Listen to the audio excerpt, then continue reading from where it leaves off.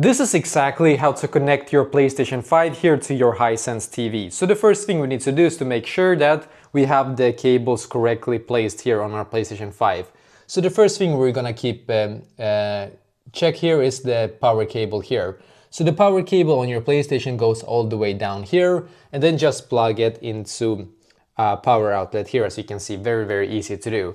And the other cable can be a little bit harder. I guess it's the HDMI cable here, but I was able to find on the other side where I had to plug it in. So I'm just gonna show you by walking to the other side here. Just gonna see if it can actually turn the camera, of course.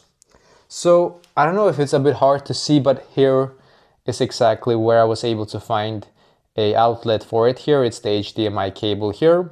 So yeah, maybe you're gonna have it on the other side or maybe even down below here, but just check and see which one fits, and then you will be able to connect it. So once you have done so, we have done the hardest part correctly here. We're gonna power on the PlayStation, and if everything is correct, it's gonna turn on, it's gonna show blue lines here. And then I'm just gonna take my remote here real quick. So on your remote, just find this button here, and then select PlayStation 5 here, of course. And now you can see it's connected, and basically that is exactly how to do this.